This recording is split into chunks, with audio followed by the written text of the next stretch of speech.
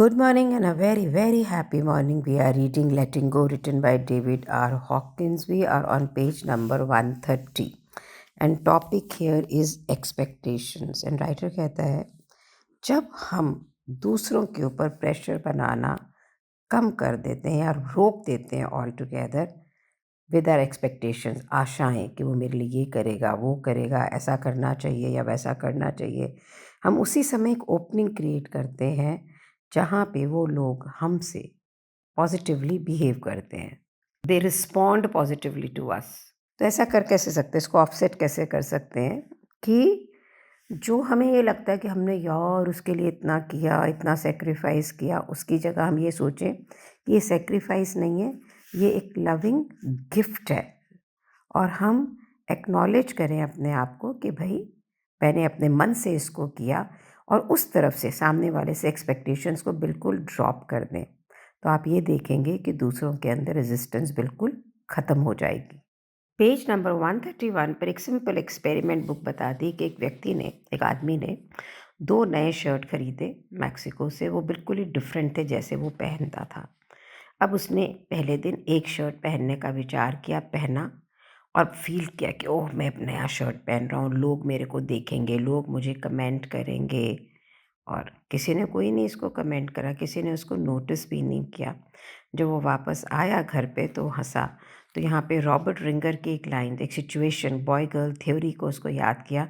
जब boy girl से दोस्ती करना चाहता है तो लड़की बॉय में डिसइंटरेस्टेड रहती है, but as soon as the boy is no longer interested in the girl, तब वो लड़की जो है ना वो उस बॉय को चाहती है।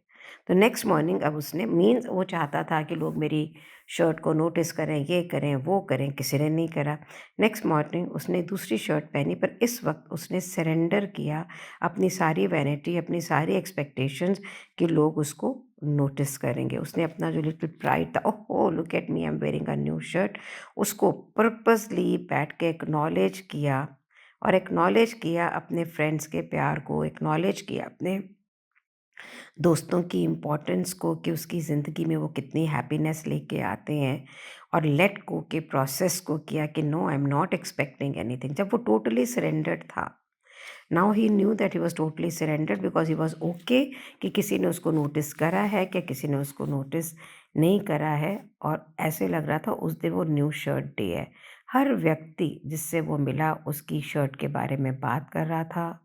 तो कहने को ये कि छोटा सा एक्सपेरिमेंट था, लेकिन ये हमें ये बताता है कि जब हम किसी चीज़ पे इंसिस्ट करना बंद कर देते हैं, जिसको हमको चाहिए वो अपने आप हमारी ज़िंदगी में आती है। लोगों से एक्सपेक्टेशन रखना एक तरह से एक इमोशनल ब्लैकमेल है। हम अपनी रेजिस्टेंस को महसूस कर सकते हैं जब लोग हमसे इमोशनल एक्सपेक्टेशंस करते हैं, लेकिन जब हम लोगों को करते हैं तो हम ये सोच के छोड़ देते हैं अपने को, देखो मैंने भी तो ये किया है, मैंने भी तो वो किया है। तो अगर हम ज़िंदगी के दोनों हिस्सों को देखें कि किस प्रकार से लोग हमें इमोशनली एक्सपेक्टेशन के ज़ोर पे ब्लैकमेल करते हैं और किस प्रकार से हम लोगों को करते हैं, and then we let go कि हम लोगों को जो मैनिपुलेट करते हैं their emotional responses towards us, can we let it go. अपनी ज़िंदगी में गुस्सा ना लाना, अंदर से एंगर ना होना, वो तब भी होगा जब एक डिसीज़न लेंगे आप अपने आप से कि आप लोगों की किसी भी इनवैलिडेशन को एक्सेप्ट नहीं करेंगे। अपना वो जो स्मॉल एस्पेक्ट्स हो, you know I my when my brothers told me I am a fraud, and मतलब कितना पेन था, कितना गुस्सा था, कितना आप सोच नहीं सकते हैं। Then one day my coach said, Shalini if you are not a fraud, और अगर वो प्रिंट करा देते हैं न्यूज़पेपर में भी तो भी आप फ्रॉड नहीं हैं। तो अगर हम ये डिसीज़न ही बना लें कि मैं किसी भी प्रकार की अपने बारे में इनवैलिडेशन दूसरों की नहीं एक्सेप्ट करूँगा, और उसके बाद में एक हम हैबिट बनाएं एक्नॉलेज करने की, अपने आप में जो पॉजिटिव चीज़ें हैं, जो लोगों में पॉजिटिव चीज़ें हैं, जो हमारे रिलेशनशिप में पॉजिटिव चीज़ें हैं, तो आप ये देखेंगे कि आपकी लाइफ में बहुत ही तेज़ी से बदलाव आएगा। और जैसे आपका जितने भी गुस्से के पोटेंशियल सोर्सेज हैं वो सारे ख़त्म हो जाएंगे। आप खुद ही सोचिए कि आपको कोई पसंद करता है, नहीं करता है, कोई एक्सपेक्ट करता है कि भी ये ऐसे होगा तो ही तुम्हारे पास वैलिडेशन है to become a good mother और अ फादर और अ ब्रदर और a husband. If you don't need any of the validation, you are not small, you are not expecting anybody to validate you, and you become surrendered in acknowledging कि ये आदमी व्यक्ति ये relationship मेरी ज़िंदगी में happiness ला रहा है, उसको एक्नॉलेज करें तो अपने आप ही ज़िंदगी बदल नहीं जाएगी। अब इसी चैप्टर के अंदर ऑन पेज नंबर 132 पे बुक बात करती है क्रॉनिक रिजेंटमेंट की। यू नो, रिजेंटमेंट, नाराज़गी, ये आपकी ज़िंदगी में डिप्रेशन की तरह शोकेस करता है। यह एंगर ने अपने आप को डायरेक्ट कर लिया अपने ही अगेंस्ट, और फिर अगर आपने इसको अपने अवचेतन मन की तरफ, अचेतन मन की तरफ ले गए, तब ये कोई ना कोई साइकोसोमेटिक इलनेस बन के निकलता है। Migraine, arthritis, hypertension, chronic suppressed anger की निशानियां हैं। ये जितने भी सिम्टम्स हैं ना, इनसे आप निजात पा सकते हैं अगर आप अपने अंदर के गुस्से से बाहर आ जाएं। यहाँ पे कई स्टडीज़ यानी रिसर्च का रेफरेंस देते हुए राइटर बोलता है कि जब पार्टिसिपेंट्स का ब्लड प्रेशर मेजर किया गया बिफोर एंड आफ्टर, पहले तब जब उनको नॉर्मल थे और फिर उनको इंस्ट्रक्शन दी गई कि भी वो अपने नेगेटिव इमोशंस को लेट गो करें, तो उन्होंने देखा कि ब्लड प्रेशर लो हो गया। जैसे जैसे वो लेटिंग गो टेक्निक को यूज़ करते रहे और उन्होंने जो इतना इमोशनल प्रेशर अपने ऊपर ईयर फॉर ईयर बिल्डअप किया था उसको छोड़ा, फॉरगिवनेस को लेकर आए, तो लोगों ने देखा कि जब गुस्सा, रिजेंटमेंट ख़त्म हुआ ना, तो जो बिटरनेस है, कड़वाहट है अपने दुश्मन लगते हुए लोगों के प्रति, तो आपकी कार्डियक हेल्थ बेटर हो गई, फिज़िकल स्टेमिना बेटर हो गया। जब उसके साथ में क्षमा आया, फॉरगिवनेस आई, तो उनके हार्ट्स हील हुए। तो जैसा कि बुक कहती है, हमने पहले भी बोला है कि इंस्टेंटली 1 मिनट के अंदर अगर आप अपनी मसल टेस्टिंग करें तो एंगर और रिजेंटमेंट किस प्रकार से आपके बॉडी को डिटेरोरेट करती है, आप 1 मिनट में देख सकते हो। और एक कहावत है कि हम जहर पीते हैं और एक्सेप्ट करते हैं कि दूसरा मर जाए। इसी तरह से जो गुस्सा है अगर आपके अंदर, वो जो व्यक्ति गुस्सा कर रहा है ना, उसी को मारता है। जिस पे गुस्सा कर रहा है उसे कोई फ़र्क नहीं पड़ रहा।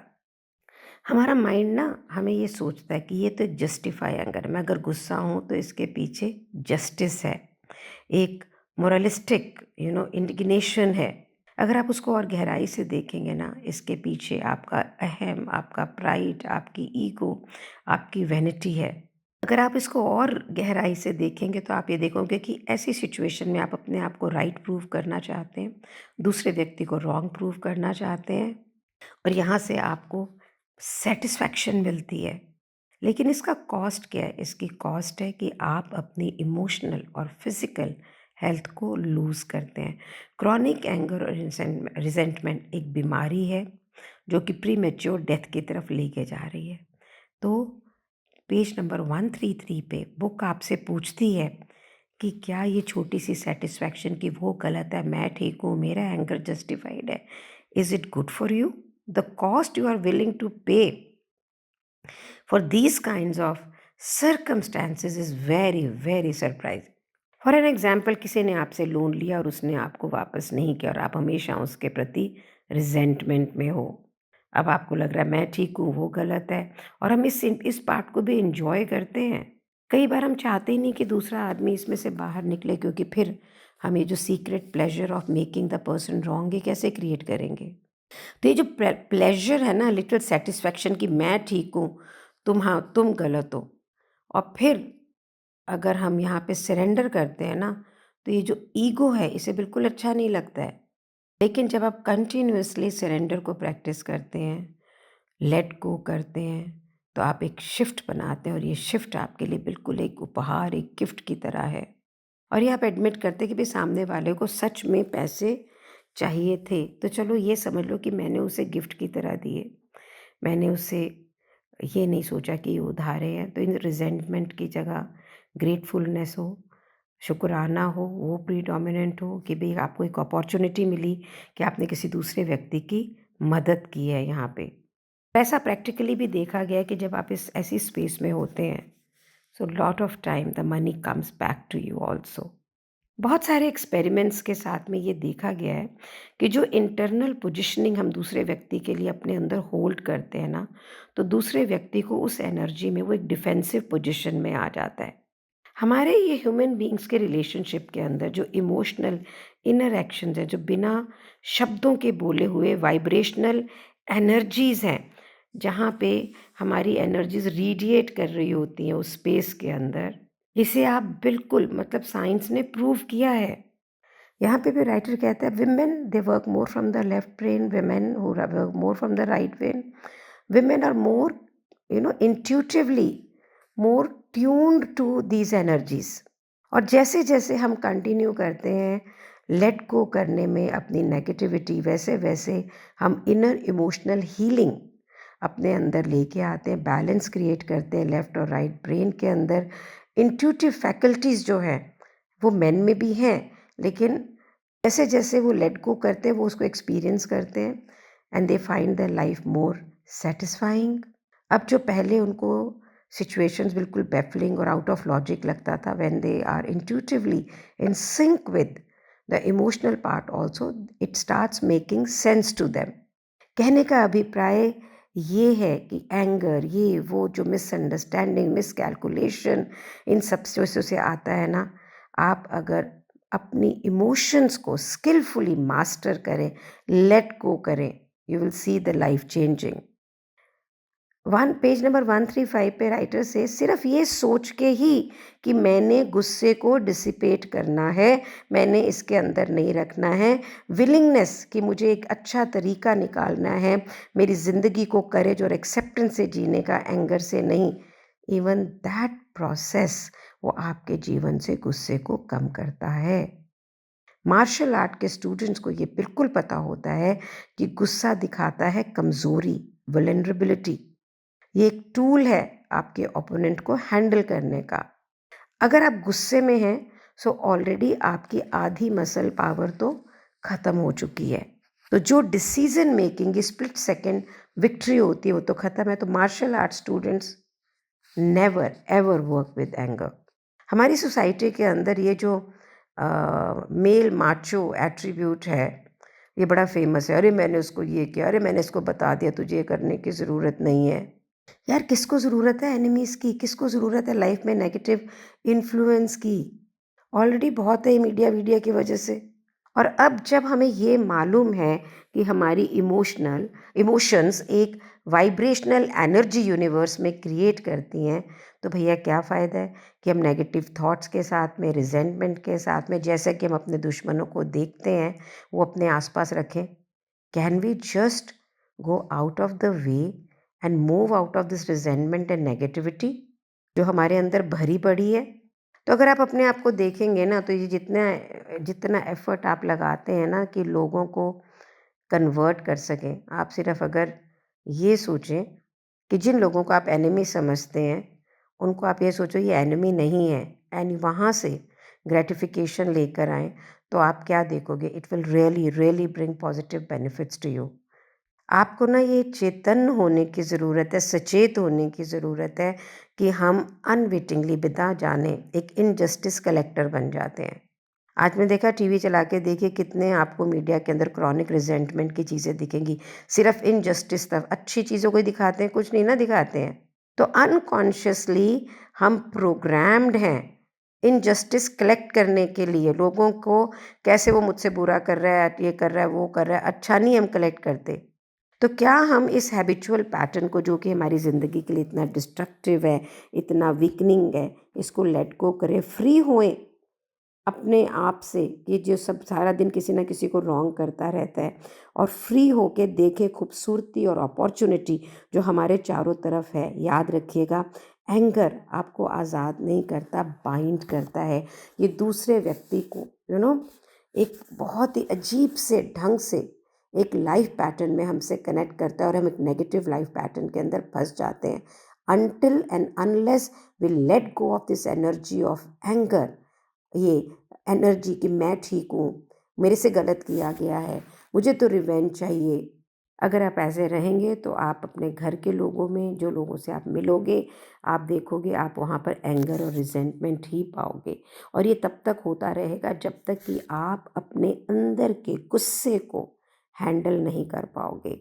जैसे आप अपने घर अंदर के गुस्से को हैंडल करेंगे, आप देखोगे कि आपके आसपास के लोगों का भी ये क्वालिटी ख़त्म हो गया है। ये एंगर हमें लोगों से दूर रखता है। हो सकता है शरीर से हम साथ में हों, लेकिन नॉट फ्रॉम इमोशंस।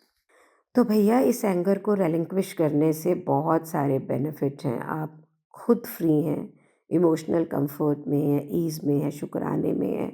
आपकी डेली अपॉर्चुनिटीज़ ग्रो करती हैं, हील करती हैं, म्यूचुअल केयरिंग है यहाँ पे। हेल्थ इम्प्रूव हो जाएगी, लाइफ में ज़्यादा एनर्जी आएगी, ज़्यादा ब्रेक थ्रू होंगे। और क्या चाहिए आपको? That you get inner freedom and effective and effortless state to live life. क्या इतने फ़ायदे कम नहीं हैं? दोबारा सुनिए अगर नहीं कन्विंस्ड हैं तो। Thank you so much for being in my life. Thank you so much.